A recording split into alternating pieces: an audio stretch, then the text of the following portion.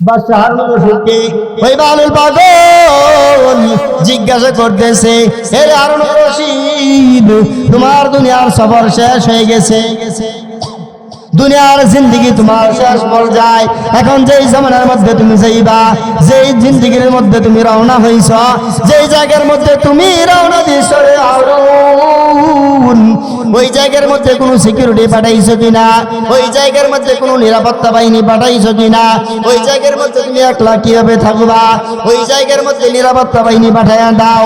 বাদশাহ হারুন রশিদ বালুল পাগলের এই কথা শুনে বলে, আমি ওই জায়গার মধ্যে কোনো নিরাপত্তা বাহিনী পাঠানোর সুযোগ নাই। আরে বালুল, তুমি কি ব্যাকুল হয়ে গেছো কিনা? কবর এমন এক জগৎ, ওইখানের মধ্যে নিরাপত্তা বাহিনী পাঠানোর কোনো সুযোগ নাই। মৃত্যুর পরে হাসরের ময়দান এমন এক জগৎ, ওইখানে কোনো সিকিউরিটি গার্ড চলবে না। মৃত্যুর পরে এমন এক জগতে এমন এক হাসরের ময়দান কায়েম হবে, যেই হাসরের ময়দানে আমাকে এই হারুন রশিদ একলা দাঁড়াইতে হবে, আমি হারুনের জবাব একা দিতে হবে। কবরের মধ্যে যখন জিজ্ঞাসা করবে, মা রব্বুকা, তোমার রবকে, আমার নবীকা, তোমার নবীকে, আমার দ্বীনুকা, তোমার দ্বীনকে, আমি বাদশাহ হারুন এই প্রশ্নের জবাব আমাকে একাই দিতে হবে। আমি বাদশাহ, আমার সাথে কোনো সিকিউরিটি যাবে না, আমার মাও কবরে যাবে না, আমার ভাইও কবরে যাবে না, আমার বোনও কবরে যাবে না, আমার ভাই বেরাদার সবাই দুনিয়ার মধ্যে থেকে যাবে। বাদশাহ হারুন রশিদের এই কথা শুনার পর বালুল পাগল বলতেছে, আরে হারুন, তোর চাইতে কম বক্তা, তোর চাইতে নিমুখারাম, তোর চাইতে অদম, তোর চাইতে বেকপাল, তোর চাইতে নির্বুদ আর দুনিয়াতে কেউ নাই, এই জন্য তোর লাঠি আমি তোকে ফিরাইয়া দিলাম। আপনা বন বইলা যারে ভাবছ সারাক্ষণ, আসলে যে কেউ নয় তারা, কেউ নয় রে আপন। ও তুমি আজ না হয় কাল, বুঝবা একদিন রে,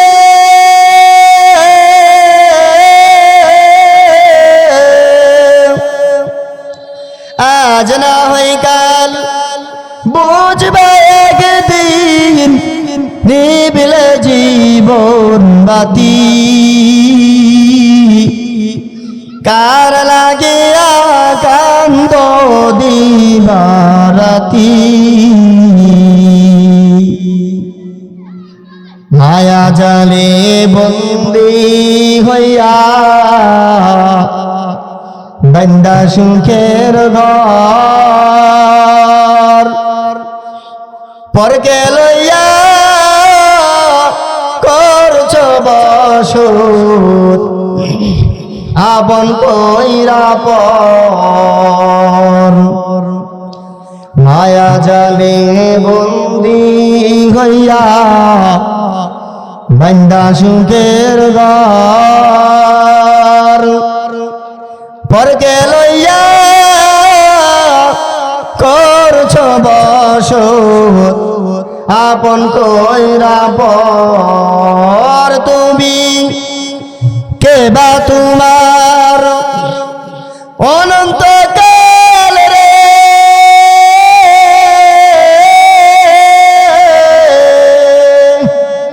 কে বা তোমার অনন্তকাল করলি কারে সাথী,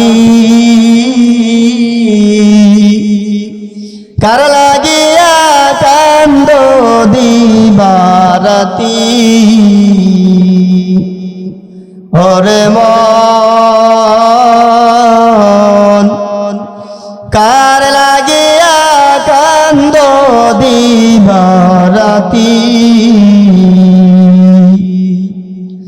ভেবে দেখো কেউ হবে না, ভেবে দেখো কেউ হবে না তোমার সঙ্গের সাথী,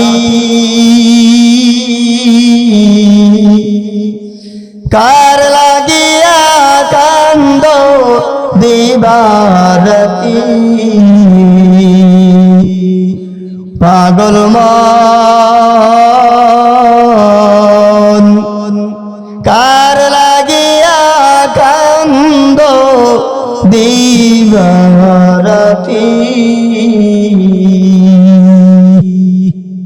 এই দুনিয়ার জমিনটা যতই মায়া কান্না করো না কেন, হে আল্লাহর গোলাম, এই দুনিয়ার মায়া কান্না ছেড়ে দিয়ে আখিরাতের জন্য কান্দ। ওই আখিরাতের জন্য কেঁদে কেঁদে তোমার চোখের পানি যদি জমা করো, আখিরাতের জমিনে তোমার এই চোখের পানি কাছে আসবে। আল্লাহ রাব্বুল আলামিন বলতেছেন, হে আল্লাহর গোলাম, ওয়াত্তাকু ইয়াওমান লা তাজজি নাফসুন আন নাফসিন শাইআ ওয়া লা ইউকবালু মিনহা আদলুন ওয়া লা তানফাউহা শাফাআহ ওয়া লা হুম ইউনসারুন। ওই সময়টাকে তুমি ভয় করো, যে দিনটাকে তোমার মা কোনো কাজে আসবে না, তোমার ভাই তোমার কোনো উপকার করতে পারবে না, তোমার বোন তোমার কোনো উপকার করতে পারবে না। এই দুনিয়ার জমিনটা এমন একটা জমিন, এখানে তোমার কোনো অসুখ হলে, তুমি কোনো বিপদে পড়লে, তোমার ভাই তোমার মা বাবা আত্মীয় স্বজন সবাই উপকার করতে পারবে, টাকা দিয়ে পয়সা দিয়ে তোমাকে সহযোগিতা করতে পারবে। মৃত্যুর পরে হাসরের ময়দান এমন একটা জগৎ, ওই জগতের মধ্যে পারে জমাইতে হবে একা একা। আরে বান্দা, আসছো একা, যাইবা একা, তোমার সাথে কেউ সঙ্গে যাবে না। খালাকুল জিন্না ওয়াল ইনসা ইল্লা লিয়াবুদুন।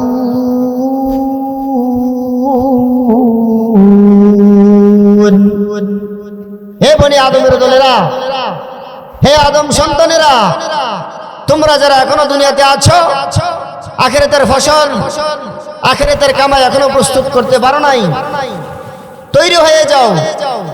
আর দুনিয়ার পিছনে ঘুরবা না। তোমার মতো হাজারো যুবক কবরে চলে গেছে, তোমার মতো হাজারো বাবা কবরে শুয়ে আছে, তারা আফসোস করতেছে তারা কিভাবে কবরে যাবে না, কেন তারা সময়কে নষ্ট করলো, তারা দুনিয়াকে কেন মূল্যায়ন করলো না। দুনিয়াকে প্রাধান্য দিয়ে তারা পরকালকে ভুলে গিয়ে আজকে তারা কবরের মধ্যে এরকম ভাবে ধরা খাইছে, যার কারণে আমার আপনার দুনিয়াও শেষ, আখিরাতও শেষ। আজকে দুনিয়া দুনিয়া করতে করতে আমার আপনার সব কিছু শেষ হয়ে গেল। এই দুনিয়ার ধন সম্পদ, টাকা পয়সা, বাড়িওয়ালা, গাড়িওয়ালা, কেউ সাথে কোনো কিছু নিয়ে যাইতে পারবে না। আমার যেতে আপনার যেতে লক্ষ লক্ষ কোটি কোটি টাকার মালিক এই দুনিয়ার জমিনে ছিল, কিন্তু আজকে তারা এই দুনিয়ার অন্ধকার দুনিয়া ছেড়ে, এই দুনিয়ার আলো বাতাস ছেড়ে অন্ধকার কবরে শুয়ে আছে। অতীতের জীবন, অতীতের জিন্দেগি তালাশ করে দেখেন। ফেরাউন, নমরুদ, হামান, কামান, মুসাইলামতুল কাজ্জাব, উতবা, শাইবা, আবু জাহেল সবাই কবরের মধ্যে চলে গেছে, কিন্তু আজকের দুনিয়াতে তাদের কোনো অস্তিত্ব নাই।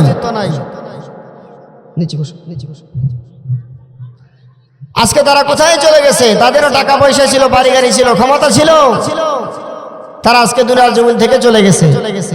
এখনো পর্যন্ত ফেরাউনের লাশ মিশরের ঐতিহ্যবাহী জাদুঘরের মধ্যে অক্ষত অবস্থা আল্লাহ তাআলা রেখে দিয়েছেন। উম্মতের জন্য এটা শিক্ষণীয়। আজকে আমরা কোটি কোটি টাকার মালিক হওয়ার স্বপ্ন দেখতেছি, অথচ এই টাকা পয়সা আমার কোনো কাজে আসবে না। তাকে দেখেন, ইতিহাস লক্ষ্য করে দেখেন, এই টাকা পয়সা বাড়ি গেলে আমার আপনার কোনো কাজে আসবে না। কবি বলতেছেন, অনেক সুন্দর একটা ভাষায় কবি বলতেছেন, কোটি টাকার মালিক দেখো অভাব হয় না দূর, গরিব ঘুমাই আরাম করে মনটা বাহাদুর।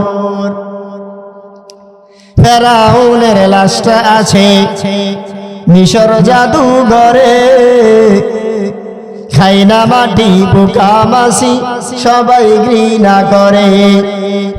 হৃদয়ে থাকিবে যার নম্রতা সদা, রহমত আসিবে সেথা প্রভুর ওয়াদা। পরর বড়াই থাকলে দিলে রহমত আসে না।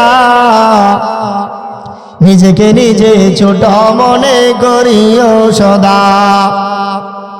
উঁচু জমিন থেকে বাণী নিচু জমিনে যাই, তেমনি খোদার রহমত আসে নম্রতার হৃদয়। বুক বিলাসের বাড়ি গাড়ি পরে রবে সব, থাকতে সময় স্মরণ কর আল্লাহ আমার রব। থাকতে সময় স্মরণ কর আল্লাহ আমার রব। ঠিক কিনা জোরে বলেন। মুহতারাম উপস্থিতি, আজরাইল আসার পরে যদি আপনি নামাজের চেষ্টা করেন, আমলের চেষ্টা করেন, দুনিয়া ত্যাগের চেষ্টা করেন, কোনো লাভ হবে না। ফেরাউনও চেষ্টা করেছিল ঈমান আনার জন্য, কিন্তু লাভ হয় নাই। এই জন্য আমাদেরকে এই ক্ষণস্থায়ী জিন্দেগি থেকে তার বুক বিলাসিতা ছেড়ে দিয়ে আল্লাহ রাব্বুল আলামিনের একাত্মবাদের স্বীকার করতে হবে। আল্লাহর ডাকে সাড়া দিয়ে আমাদেরকে আল্লাহর দেখানো পথে রাসূলের অনুসরণ আমাদের করতে হবে। কেন কই আজকের এই জিন্দেগিটা একেবারে ক্ষণস্থায়ী জিন্দেগি। আমাদের সামনে এমন একটা জিন্দেগি উপস্থাপন করতেছে যে জিন্দেগিটার মধ্যে কেউ কারো উপকার করবে না, কেউ কারো কোনো সাহায্য করতে পারবে না, কেউ কারো কোনো বিপদে এগিয়ে আসতে পারবে না। আল্লাহ রাব্বুল আলামিনের এই জমিনে আমরা অনেকেই বিপদের মধ্যে সহযোগিতা করতে পারি, একে অন্যের দিকে আগে আসতে পারি, কিন্তু মৃত্যুর পরে এমন একটা কবর, এমন একটা হাসর কায়েম হবে, যে হাসরের ময়দানে আল্লাহ রাব্বুল আলামিনের কোনো বান্দা বান্দিকে কেউ কোনো সাহায্য করতে পারবে না, কোনো উপকার করতে পারবে না। এটা আমার কথা নয়, আল্লাহ রাব্বুল আলামিন তার কালামে পাকের মধ্যে বলতেছেন, واتقوا يوما لا تجزي نفس عن نفس شيئا ولا يقبل منها عدل ولا تنفعها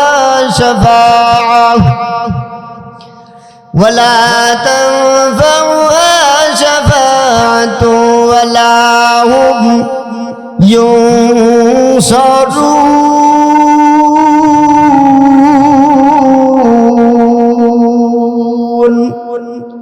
এ দুনিয়ার মুসলমানেরা, আল্লাহর গোলামেরা রে, আমার এই দুনিয়ার মধ্যে তোমরা যারা এখনো নারীর পিছনে ঘুরতেছ, এখনো যারা মাজারে মাজারে ঘুরতেছ, এখনো যারা বাজারে বন্দরে ঘোরাফেরা করতেছ, এরা মুসলমান আল্লাহর গোলাম, আজকের এই দুনিয়াটা ক্ষণস্থায়ী একটা জিন্দেগি। তাকে দেখো, ওই কবরস্থানের দিকে তাকাও, তোমার মতো কত শিশু কবরের মধ্যে শুয়ে রয়েছে, তোমার মতো কত যুবক, তারাও মনে মনে চিন্তা ভাবনা করেছিল, ইয়া আল্লাহ, আমার তো এখনো নামাজ পড়ার সময় হয় নাই, ও রব্বুল আলামিন, আমাকে আর কয়েকটা দিন সময় দিবা। আমার যৌবন যখন ফিরে আসবে, আমি যখন পূর্ণ শক্তির অন্তর করব, আমি যখন পূর্ণ শক্তি আমার দেহের মধ্যে তুমি আল্লাহ ফিরিয়ে দিবা, ও দেহের মালিক, আমি আমার এই শক্তি যখন ব্যয় করব, আমি আমার এই শক্তি ব্যবহার করার পর আমার বয়স যখন একটু বার্ধক্যে পৌঁছে যাবে, রব্বুল আলামিন, আজকের এই দুনিয়াটা স্বাদ উপভোগ করতে পারি নাই, আজকে আজকে আস্তে আস্তে আমার বয়স যখন বার্ধক্যে পৌঁছাবে, ইয়া আল্লাহ, তখন আমি আল্লাহ তোমার বান্দা হিসেবে তোমার ঘর মসজিদে গিয়ে সেজদা দিব। আরে আল্লাহর গোলাম, যারা এরকম চিন্তা ভাবনা করে রেখেছো, তাকে দেখো, ওই কবরের দিকে তাকাও, তোমার মতো কত নওজোয়ান কবরের মধ্যে বাজান শুয়ে গেছে, কত বাবা অসুস্থ হয়ে হাসপাতালের মধ্যে শুয়ে আছে। আরে আল্লাহর গোলাম, এখনো তোমরা আল্লাহর জমিনের মধ্যে কত গুনাহ করতেছো। আল্লাহ রাব্বুল আলামিন কোরআনে কারীমের মধ্যে বলতেছেন, কাইফা তাকফুরুনা বিল্লাহ,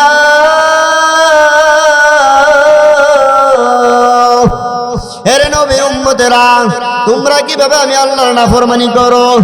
তোমরা কেন ফজর নামাজ পড়ো নাই? আমি আল্লাহ তোমার খানা বন্ধ করে দেই নাই। জোহরের নামাজ পড়ো নাই, আমি আল্লাহ খাবার তোমার জন্য প্রস্তুত রেখেছি। আসরের নামাজটা বান্দা তুমি ছেড়ে দিয়েছো, আমি আল্লাহ তোমাকে সুন্দর সুন্দর আলোর ব্যবস্থা করে দিয়েছি। আরে আল্লাহর গোলাম, মাগরিবের নামাজটাও তুমি ছেড়ে দিয়েছো, আমি আল্লাহ তোমার খাবার বন্ধ করি নাই। রাত্রের গভীর রজনীর সুন্দর একটা আবহাওয়া আমি আল্লাহ তাআলা তোমাকে সুন্দর করে বানায় দিলাম।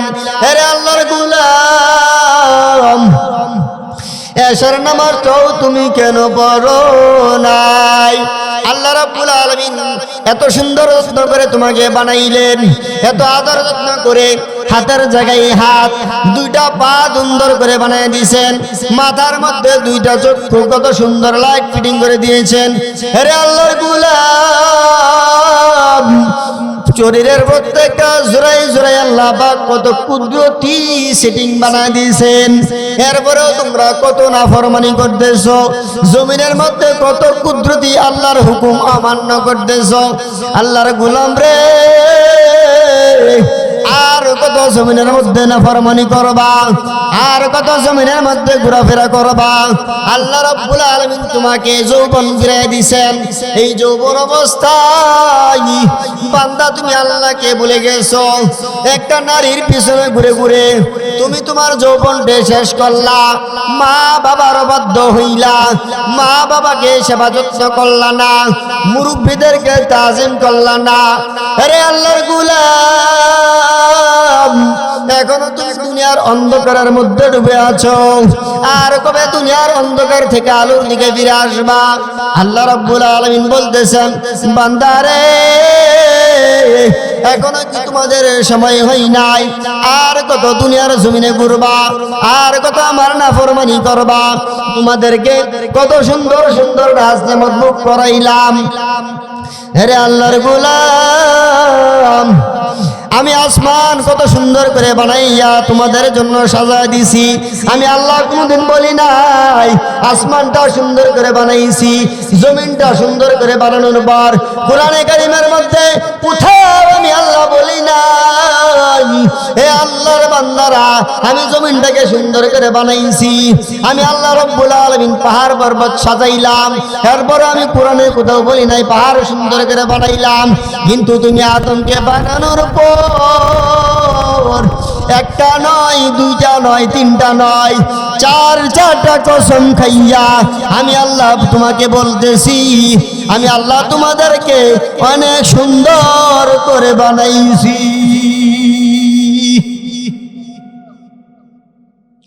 এরপরে আল্লাহ তাআলা রব্বুল আলামিনের এত সুন্দর নিয়ামত ভোগ করার পরেও আমি আল্লাহর নাফরমানি করতেছি। আল্লাহ রাব্বুল আলামিন এত আদর যত্ন করে আমাকে চারটা কসম দিয়ে বলতেছেন, অত্তিন ওয়াযাইতুন ওয়াতুরি সিনিন ওয়া হাযাল বালাদিল আমিন। আল্লাহ রাব্বুল আলামিন চারটা কসম খাওয়ার পরে বলতেছেন, লাকাদ খালাকনাল ইনসানা ফি আহসানি তাকওয়িম। হে আল্লাহর নবীর গোলাম, হে আল্লাহর গোলাম, হে আল্লাহর গোলাম, চারটা কসম খাইয়া তোমাকে আমি বলতেছি এত সুন্দর করে আমি আল্লাহ তোমাকে বানাইলাম, এরপরও কিভাবে আমি আল্লাহর নাফরমানি করতেছো? হে আল্লাহর গোলাম, এই দুনিয়াতে তুমি চিরজীবন থাকতে পারবা না, এখান থেকে তোমাকে চিরবিদায় নিয়ে এমন একটা জগতে বাড়ি জমাইতে হইবে যেখানে তোমার কেউ কোনো উপকারে আসবে না। ঠিক কিনা জোরে বলেন। আল্লাহ রাব্বুল আলামিন আমাদেরকে মৃত্যুর পরে এমন একটা জগতের মধ্যে উত্তোলন করবেন যে জগতের মধ্যে ভাই ভাইকে চিনবে না, বোন বোনকে চিনবে না, স্বামী তার স্ত্রী কলিজার টুকরা স্ত্রীকে চিনবে না, ভাই তার আপন বাবাকে চিনবে না, ছেলে তার আপন বাবাকে চিনবে না, কন্যা তার আপন মাকে চিনবে না। আল্লাহ রাব্বুল আলামিন বলতেছেন কোরআনে কারীমের এক আয়াতের মধ্যে বলতেছেন, আল্লাহ তাআলা অনেক সুন্দর করে, ইয়াউমা ইয়াফিরুল মারউ মিন আখিহি ওয়া উম্মিহি ওয়া আবিহি ওয়া সাহিবাতিহি ওয়া বানিহি। হে নবীর উম্মতের দল, মৃত্যুর পরে তোমরা এমন একটা ময়দানে উড্ডীয়মান হইবা, এমন একটা জগতের মধ্যে দাঁড়াইবা যে জগতের মধ্যে পিতা তার ছেলে সন্তানকে চিনবে না, মেয়ে তার বাবাকে চিনবে না, মাকেও চিনবে না, কন্যা তার বাবাকে চিনবে না, স্ত্রী তার স্বামীকে চিনবে না। হাশরের ময়দান যখন কায়েম হয়ে যাবে, আরে আল্লাহর গোলাম, আল্লাহ রাব্বুল আলামিনের এক বান্দার হিসাব নিকাশ যখন শুরু হয়ে যাবে, আল্লাহ রাব্বুল আলামিন বান্দাকে বলবেন, এই বান্দা, তোমার নেক আমলের পাল্লা বদ আমলের পাল্লা বরাবর হয়ে গেছে, তোমার নেক আমলের পাল্লা গুনাহের পাল্লা সওয়াবের পাল্লা বরাবর হয়ে গেছে। বরাবর হয়ে যাওয়ার কারণে তোমার কোনো বিচারের দিবসের ফয়সালা আমি আল্লাহ করতে পারতেছি না। আরে আল্লাহর গোলাম, তুমি তোমার একটা নেকের ব্যবস্থা তুমি করতে থাকো, একটা নেকের ব্যবস্থা যদি তুমি করতে পারো, তাহলে তোমার চিরস্থায়ী ঠিকানা জান্নাতের ফয়সালা হয়ে যাবে।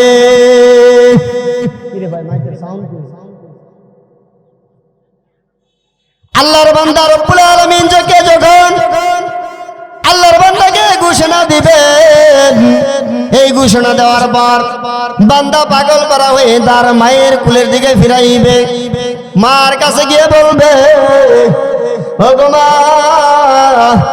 দুনিয়ার মধ্যে কত পায়খানা বসা তোমার কুলে করেছি, মা গো, তুমি 10 মাস 10 দিন আমাকে গর্ভে ধারণ করেছ, কত কষ্ট তোমাকে আমি তোমার বান্দা, হে আল্লাহর বান্দা, আমি তোমাকে দিয়েছি। ও গো আল্লাহর বান্দা, আমি আল্লাহ তাআলা রব্বুল আলামিনের বান্দা হয়ে তোমার কাছে একটা নেকের জন্য আমি আল্লাহর হুকুমে তোমার কাছে আসলাম, একটা নেকের ফয়সালা তুমি করে দাও। মা বলবে, বাবা, কে তুমি, কোথা থেকে আসছো, আমি তোমাকে চিনি না, হে বান্দা, দূর হয়ে যাও, দূর হয়ে যাও, আমি তোমাকে কোন এক দিয়ে সাহায্য সহযোগিতা করতে পারবো না। বান্দা তার মার কাছ থেকে নৈরাশ হয়ে ফিরে আসবে, ফিরে আসার পর তার বাবার কাছে দৌড়াইবে, আব্বা জান, আমার একটা নেকের ফয়সালার দরকার। আল্লাহ রাব্বুল আলামিন ঘোষণা দিয়েছেন, হে আমার বান্দা, একটা নেকের ব্যবস্থা যদি তুমি করতে পারো, তাহলে তোমার শান্তির জায়গা জান্নাতের ফয়সালা হবে। ও বাবা, আপনার কাছে আমি আসলাম, একটা নেকি দিয়ে আমাকে সাহায্য সহযোগিতা করেন। বাবা তার ছেলে সন্তানকে বলবে, হে বান্দা, কে তুমি, কোথা থেকে আসছো,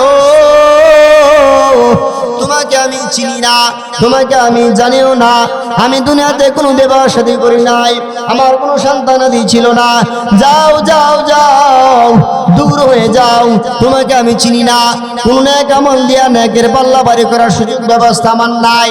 মার কাছে যাবে, বাবার কাছে যাবে, ভাইয়ের কাছে যাবে, বোনের কাছে যাবে, ওই বান্দাটা পাগল পারা হইয়া হাসর ময়দানে ঘুরতে থাকবে, একটা নেকি দিয়া কেউ সহযোগিতা করবে না। আল্লাহ পাক রব্বুল আলামিন বলতেছেন, ইয়াউমা ইয়াফিরুল মারউ মিন আখিহি ওয়া উম্মিহি ওয়া আবিহি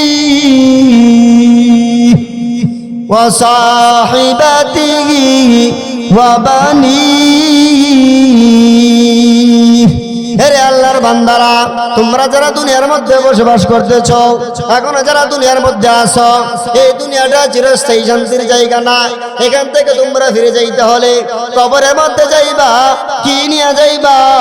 তোমরা কবরের সামিয়ানা তৈরি করো, কবরের আসবাবপত্র তৈরি করে নিয়ে যাওয়ার ফিকির করো। কারণ এই দুনিয়াটা মুসাফিরের জিন্দেগি। এই দুনিয়া থেকে তোমাকে মৃত্যুর কবর দিয়া কবরের জগতে চলে যাইতে হবে। এটা কারবার।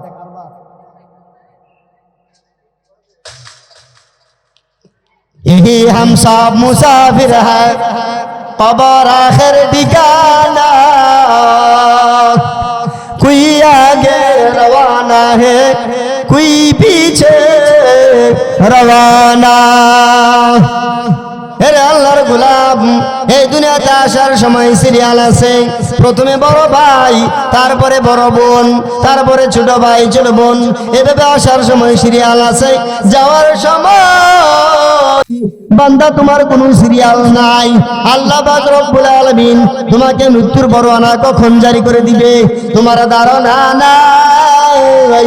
এই জন্য আল্লাহ রব্বুল আলামিন বলতেছেন, আরে বান্দা, মৃত্যুর সময় তোমার কখন আসবে তোমার ধারণা নাই। সব সময় তুমি মৃত্যুর পরোয়ানা জারি করার জন্য, মৃত্যুর জন্য তুমি প্রস্তুত থাকো। এই দুনিয়াটা তোমার জন্য ক্ষণস্থায়ী একটা জিন্দেগি। মৃত্যুর পরে হাসরের ময়দান যখন কায়েম হবে রে যুবক,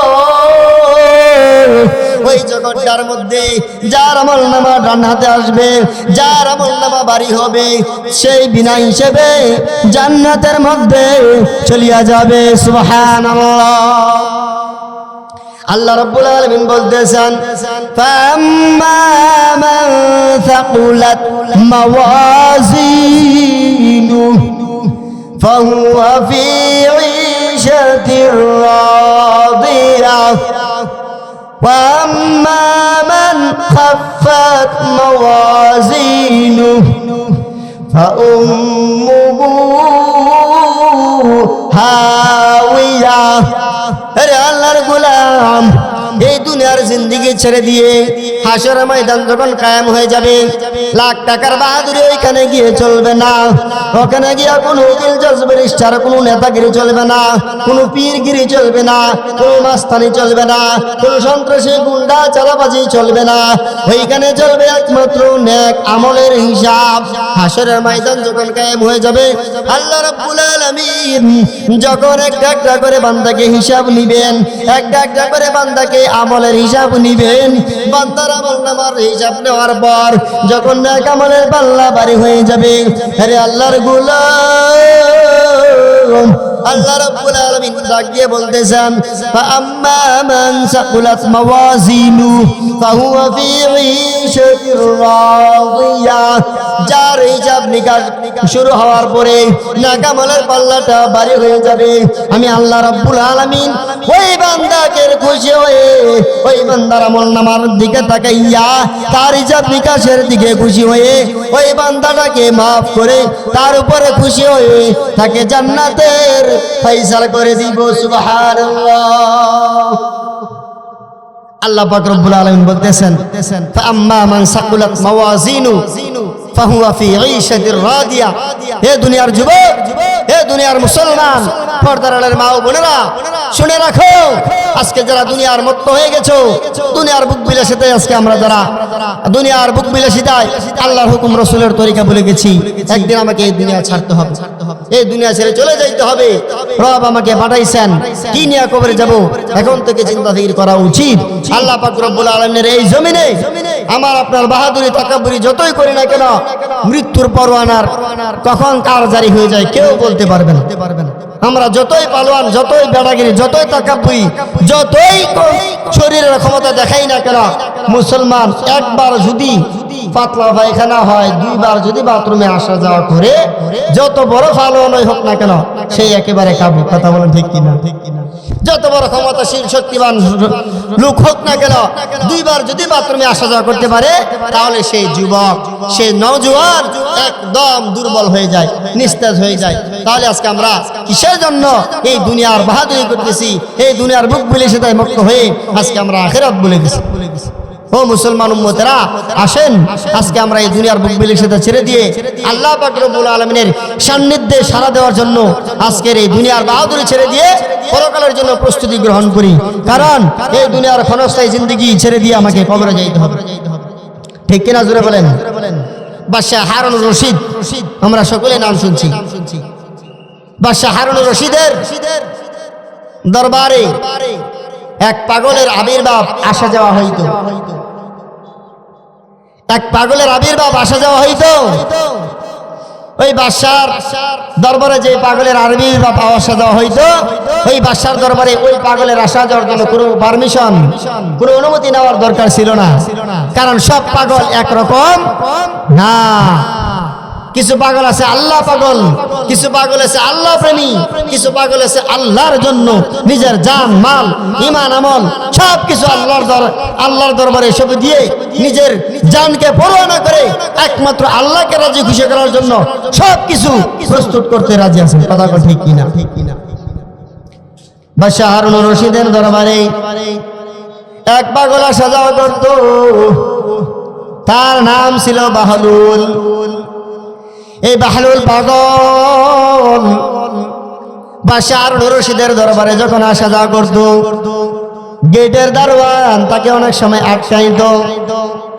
বাদশাহ একদিন দেখে হারুনুর রশিদের গেটে ম্যান, বাদশাহ হারুনুর রশিদের গেট ম্যান ওই বাহলুল পাগলাকে আটকাই দিতেছে, তাকে ভিতরে প্রবেশ করার জন্য অনুমতি দিতেছে না। গেটম্যানকে হারুনুর রশিদ বলে দিয়েছে, হে দারোয়ান, এই বাহলুল যেমন তেমন কোনো পাগল নয় রে, সে সাধারণ কোনো পাগল নয়, তাকে আসার জন্য কোনো অনুমতির প্রয়োজন লাগবে না। আমার দরবারে, আমার রাজ দরবারে আসার জন্য, সিংহাসনে আসার জন্য তার দরজা সব সময় উন্মুক্ত করে দিলাম। গেটম্যান আশ্চর্য হয়ে গেছে। একটা সাধারণ লোক যখন বাদশার দরবারে একটা অনুমতির জন্য যায়, একটা পারমিশনের জন্য যায়, তখন সবাই তার অনুমতি নেওয়ার জন্য, তার পারমিশন নেওয়ার জন্য কত সিকিউরিটি গার্ড প্রহর করে অপেক্ষা করে যাইতে হয়। কিন্তু বাদশাহ হারুনুর রশিদের দরবারে এই বাহলুল পাগল আসা যাওয়ার জন্য সে বিনা অনুমতিতে প্রবেশের অনুমতি আল্লাহ তাআলা রব্বুল আলামিনের এই বান্দাকে হারুনুর রশিদ দিয়ে দিয়েছেন। সুবহানাল্লাহ। কেন দিয়েছেন? তার দরবারে অনুমতি আসা যাওয়ার অনুমতি কেন দিয়েছেন? এর পিছনে কারণ আছে, আছে না নাই? অবশ্যই আছে। বাদশাহ হারুনুর রশিদের দরবারে যখন পাগল আসা যাওয়া করে, একদিন, দুই দিন, তিন দিন করে যখন বাদশার দরবারে, হারুনুর রশিদের দরবারে এই পাগলের আসা যাওয়া শুরু হইল, বাদশাহ ওই পাগলকে দেওয়ার মতো তার কোনো কিছু ছিল না। ওই বাদশার দরবারে একটা লাঠি ছিল। ওই লাঠিটা বাহলুল পাগলকে দিয়ে বলতেছে, হে বাহলুল, আমার কাছে দেওয়ার মতো কোনো কিছু নাই। এই লাঠিটা আমি তোমাকে যখন দিলাম, তুমি তো আল্লাহর পাগল, তুমি তো একজন সাধারণ মানুষ, তোমার চাইতে বেওকুফ, তোমার চাইতে আরো কম বক্ত, আরো নাদান, আরো বেআকল যখন একটা লোক পাইবা, তখন এই লাঠিটা ওই লোকটাকে তুমি ধরায় দিবা। বাদশাহ হারুনুর রশিদ এই কথা বলার পর এই বাহলুল পাগলকে এই লাঠিটা তার কাছে ধরায় দিল। ধরায় দেওয়ার পরে বাদশাহ হারুনুর রশিদের দরবার থেকে বাহলুল পাগল বের হয়ে গেছে। বের হয়ে যাওয়ার পর একদিন, দুদিন, তিন দিন নয়, কয়েক মাস বাদশার দরবার থেকে বের হয়ে বাহলুল পাগল বাদশাহ হারুনুর রশিদের লাঠিটা দেওয়ার জন্য ঘুরতেছে।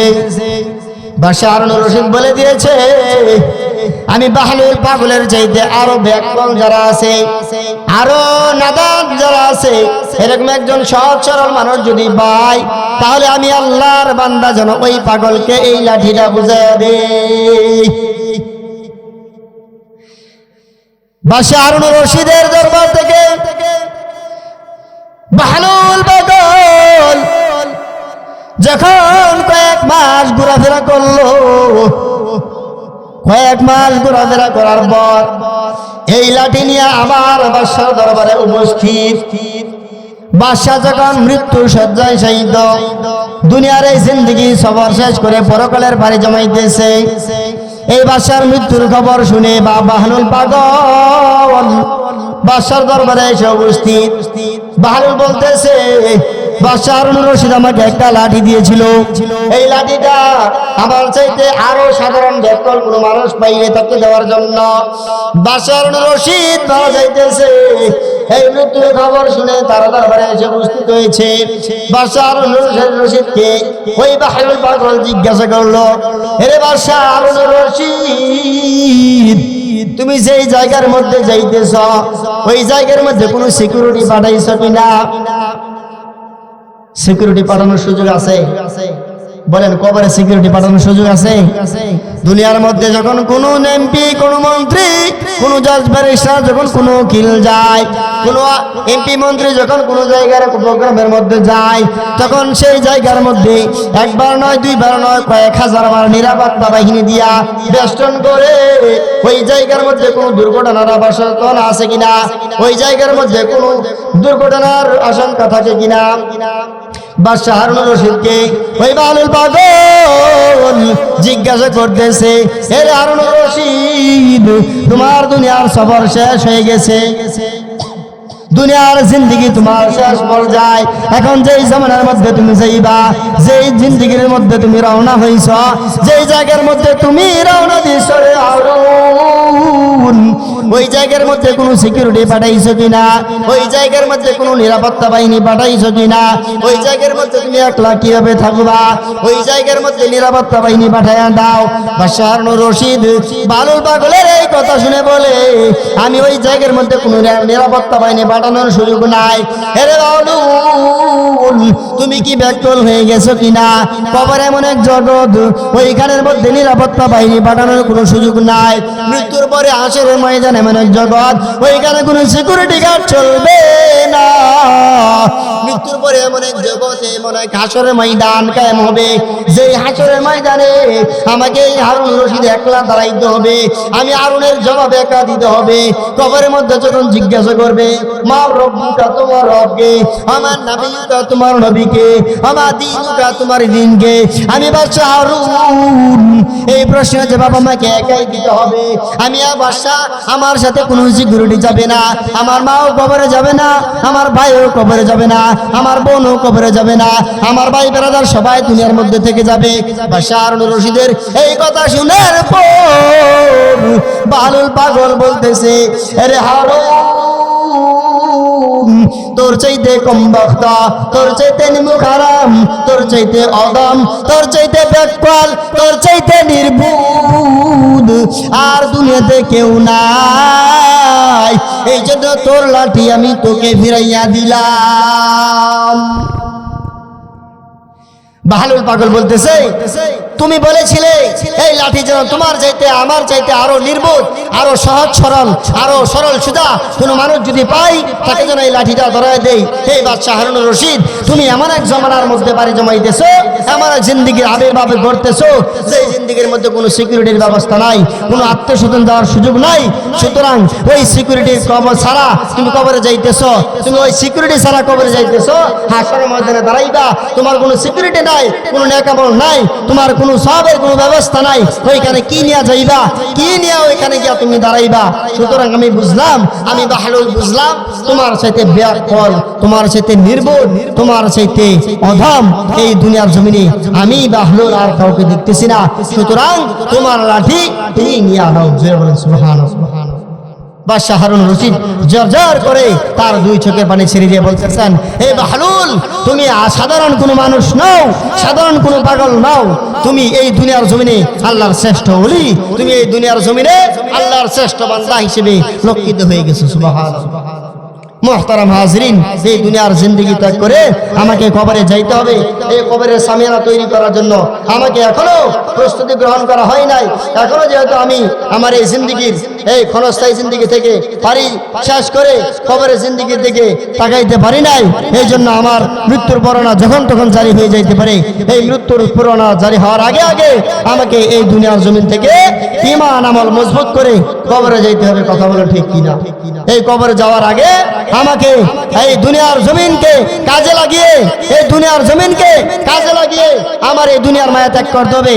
কারণ কবর এমন একটা জগৎ, আমার মা, আমার ভাই, আমার বোন, আমার স্ত্রী, আমার আদরের ছেলে মেয়ে কেউ আমার কবরে যাবে না, কেউ আমার সাথে যাবে না। তারা সবাই বাড়িতে থেকে কেউ মায়া কান্না করবে, কেউ কবর পর্যন্ত যাবে। মিনহা খলাকনাকুম ওয়া ফিহা নুঈদুকুম ওয়া মিনহা নুখরিজুকুম তারাতান উখরা। এই তিন কথা বইলা আমাকে কবরে দাফন করে দিয়ে চলে আসবে। কেউ আর কোনোদিন খোঁজ খবর নিবে না। আজকের এই দুনিয়ার জিন্দেগি বড় কঠিন। আজকে যারা আমাকে আপনাকে মহব্বত করতেছে, ভালোবাসতেছে, তারা শুধুই লুবে পড়ে শুধুই আজকে আমরা যারা মাথার গাম পায়ে ফেলে শরীরের রক্ত মাংস সব কিছু এক করে আমার আপনার দিনকে রাত করে, রাতকে দিন করে আজকে সব কিছু উজাড় করে দিতেছি। সেই ছেলেমেয়েরা, আমার স্ত্রী স্বজনরা সব কিছু বাদ দিয়ে আমাকে ভুলে যাবে। এই জন্য এই দুনিয়ার জিন্দেগি ছেড়ে দিয়ে আখিরাতের জিন্দেগি আমাকে কায়েম করতে হবে। এই দুনিয়ার মায়া কান্না আমার চলবে না। আজকে একদিন, এক দুদিন, 3 দিন আমি মায়া কান্না করতেছি, কিন্তু এই মায়া কান্না কোনো কাজে আসবে না। এই মায়া কান্না ছেড়ে দিয়ে পরকালের পারে আমাকে জমাইতে হবে, ঈমান আমল মজবুত করতে হবে। আজকে আমার বাড়ি গাড়ির পিছনে সব কিছু উজাড় করে দিতেছি, কিন্তু এই বাড়ি গাড়ি আমার সাথে যাবে না। ওরে মন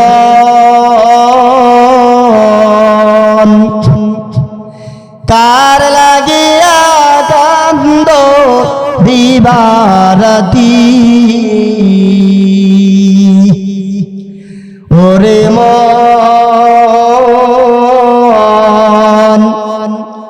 কার লাগিয়া কান্দ দিবারাতি, বেবে দেখো কেউ হবে না, বেবে দেখো কেউ হবে না তোমার সঙ্গের সাথী। কার লাগিয়া কান্দ দিবারাতি, আপন আপন বইলা যারে ভাবছ সারাক্ষণ, আসলে যে কেউ নয় তারা, কেউ নয় রে আপন।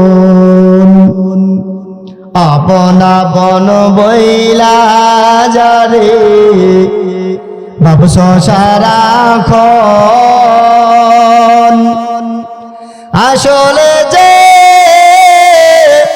কেউ নয় তারা, কেউ নয় রে আপন। ও তুমি আজ না হয় কাল বুঝবা একদিন রে,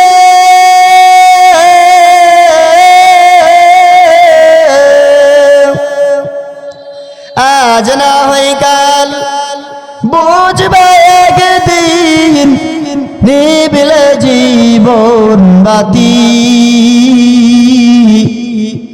কার লাগিয়া কান্দ দিবারাতি, মায়া জালে বন্দি হইয়া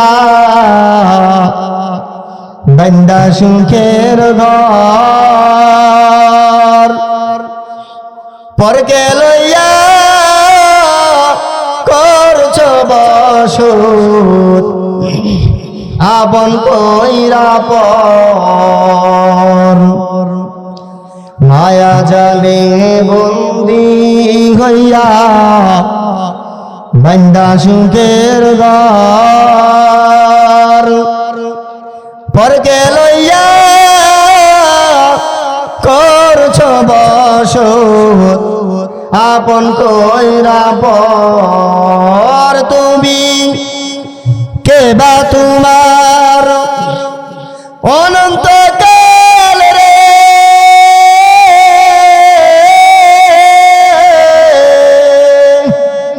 কে বা তোমার অনন্তকাল করলি কারে সাথী কার লাগিয়া কান্দ দিবারাতি ওরে মন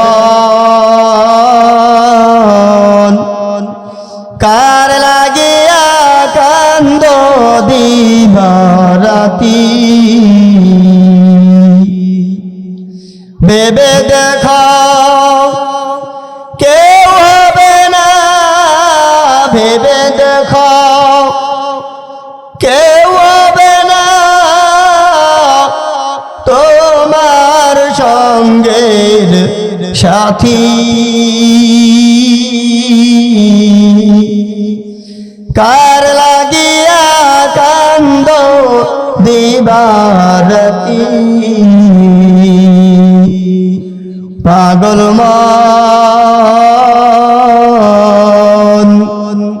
কার লাগিয়া কান্দ দিবারাতি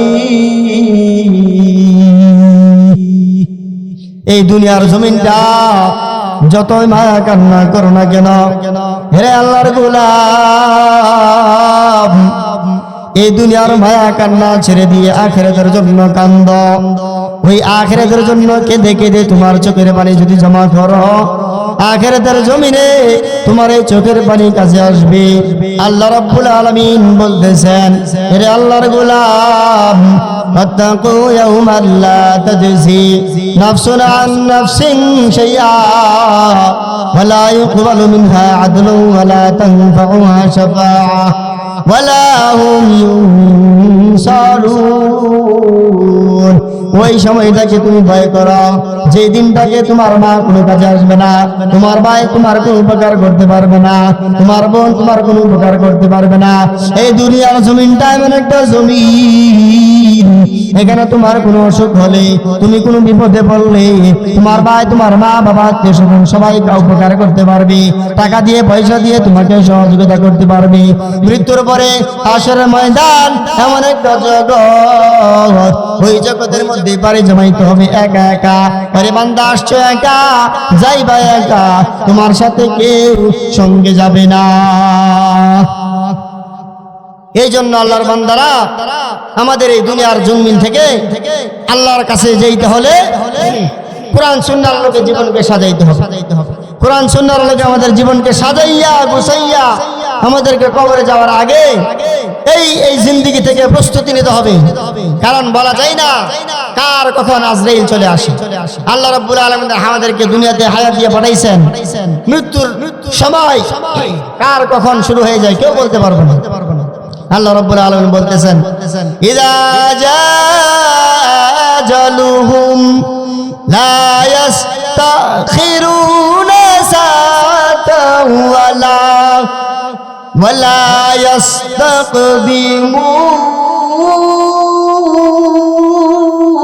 ইস্তাকদিমুন এই দুনিয়ার জমিনে তোমাদেরকে আমি আল্লাহ পাঠাইছি যখন তুমি দুনিয়ার জমিনে বাজার পান করেছো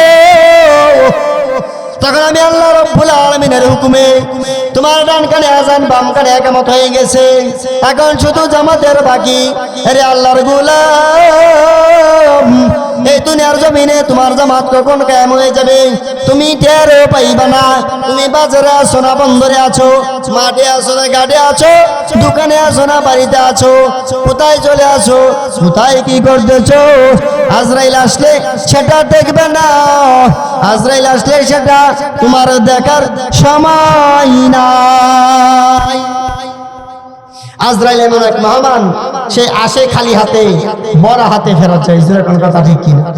আজরাইল আসে বিনা দাওয়াতে, দাওয়াত নিয়ে আপনার বাড়িতে আসলে আপনাকে নিয়ে তারপরে সে আল্লাহর কাছে চলে যাবে।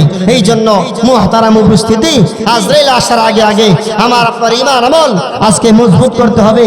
আমি আজকে আমার মার মহাব্বতে, বাবার মহাব্বতে, ছেলে মেয়ের মহাব্বতে, আজকে দুনিয়ার বুক ভুলে সে দেয় পড়ে, টাকার মহাব্বতে সব কিছু ভুলে গিয়ে, আল্লাহর হুকুম ভুলে গিয়ে আমি আজকে রাসূলের সুন্নাত ছেড়ে দিয়েছি, দাড়ি রাখা ছেড়ে দিয়েছি, নামাজ পড়া ছেড়ে দিয়েছি, কোরআন তেলাওয়াত ছেড়ে দিয়েছি।